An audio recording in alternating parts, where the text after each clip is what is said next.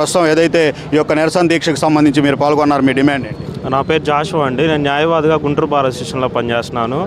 ఏదైతే ఈ land titling act అనేది ఉందో అది తక్షణమే రద్దు చేయాలని చెప్పి మా న్యాయవాదులు మేము డిమాండ్ చేస్తున్నామండి. ఎందుకంటే ఈ చట్టం తేవటం వల్ల ఒక రెవెన్యూ అధికారులు బాగుపడటం తప్ప సామాన్య ప్రజలు కానీ న్యాయవాదులు కానీ ఎవరూ బాగుపడే పరిస్థితి లేదు. ఎందుకంటే ఎంఆర్ఓ ఆఫీసుల్లో, రెవెన్యూ ఆఫీసుల్లో కనీసం ఎంఆర్ఓకి class 1 legal heirs, class 2 legal heirs అనే విషయం కూడా తెలియదు వాళ్ళకి. అలాంటిది వాళ్ళు టైటిల్ డిక్లేర్ చేస్తారంటే ఎలా నమ్మాలి? ఆ టైటిల్ డిక్లేర్ చేసేది ఎవరు అంటే న్యాయవాద విద్యలో, న్యాయవాద వృత్తిలో నిపుణులై ఉన్నటువంటి వాళ్ళే ఆ టైటిల్ అనేది డిక్లేర్ చేయగలరు. అలాంటి టైటిల్ డిక్లరేషను ఒక ఏమీ తెలియని రెవెన్యూ అధికారి చేతుల్లో పెట్టడం వల్ల ప్రజలకి చాలా ఇబ్బందికరమైన పరిస్థితి ఎదుర్కొంటారు. సో ఇది అమెండ్ అన్నా చేయాలి, లేకపోతే ఈ చట్టం రద్దయినా చేయాలి.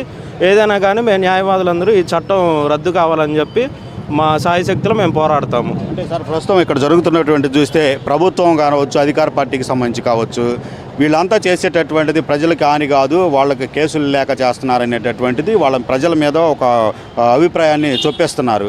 ఎందుకంటే ప్రజల్లో నుంచి ఉద్యమం రాకుండా ఉండటానికా, లేదంటే ఏంటి, ఏమనుకుంటున్నారు? ప్రజల్లో నుంచి ఉద్యమం రావటానికంటే ప్రజలకు మనం చెప్పాలండి. ప్రజలకు మనం చెప్పాలి. వాళ్ళకి తెలియదు. న్యాయం గురించి చదువుకున్న వాడికే తెలిసిద్ది కానీ సామాన్యులకు తెలియదు. ఈ ప్రభుత్వాలు ఏం చేస్తున్నాయి అంటే వాళ్ళేదో బల్క్ ఇప్పుడు 100 ఎకరాలు 1000 ఎకరాలు కొనుక్కుంటారు. వాళ్ళు ఏదైనా డిస్ప్యూట్ ఉంటే టైటిల్ డిక్లరేషన్ కోర్టుకు రావాలంటే లక్షల్లో ఖర్చు అవుతుంది. సో అందువల్ల ఇట్లా రెవెన్యూ అధికారులను పెట్టుకుంటే వాళ్ళ చేతుల్లో పని కాబట్టి వాళ్ళు త్వరగా పనులు చేసుకోవచ్చు. కాబట్టి వాళ్ళు ఈ దురుద్దేశంతోనే వాళ్ళు ఈ చట్టాన్ని తీసుకువచ్చారు. దీనివల్ల ప్రజలకి హాని ఉంటుందనేటటువంటిది ప్రజలకి ఎలా మీరు చెప్తారు?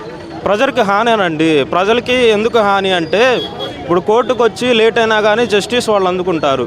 ఎంఆర్ఓ చేతుల్లో ఉంటే ఎమ్మెల్యే చెప్పాడనో, లేకపోతే ఆర్డీఓ చెప్పాడనో, లేకపోతే జిల్లా కలెక్టర్ చెప్పాడనో వాళ్ళు న్యాయం చేయకుండా హయ్యర్ అఫీషియల్స్ మాట వింటారు కానీ ప్రజలకు ఎవరు న్యాయం చేయలేరు.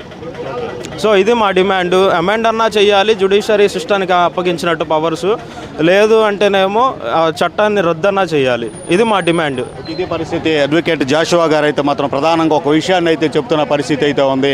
100 ఎకరాలకు సంబంధించి భూములు కొనుగోలు చేసినటువంటి ఎవరైతే పొలిటికల్ వ్యక్తులు ఉంటారో, ప్రభుత్వాలతో సంబంధాలు ఉన్నటువంటి వ్యక్తులు ఉంటారో వాళ్ళకే అనుకూలం ఇది. ఎందుకంటే కోర్టులు డిస్ప్యూట్ వచ్చినప్పుడు 100 ఎకరాలకు సంబంధించి కోర్టుకు వస్తే కనుక ఎక్కువ వ్యయం ప్రయాసతో కూడిన పరిస్థితి కాబట్టి దాన్ని షార్ట్ కట్ చేసుకునేందుకు ఏదైతే ఇది ఒక మార్గం అనేటటువంటిది ఈ చట్టం ద్వారా అధికారితో ఏదైతే కుమ్మక్కై ఒక ప్రభుత్వం యొక్క ఒత్తిడితో ఏదైతే పొలిటికల్ పవర్ ఒత్తిడితో అధికారి చేత తమకు సంబంధించినటువంటి కార్యక్రమాలన్నీ కూడా చక్కబెట్టుకోవచ్చు అనేటటువంటి ఒక ప్రయోగం ఉండొచ్చు అనేటటువంటి ఒక అభిప్రాయాన్ని అయితే మాత్రం జాషువా గారు తెలియజేసిన పరిస్థితి.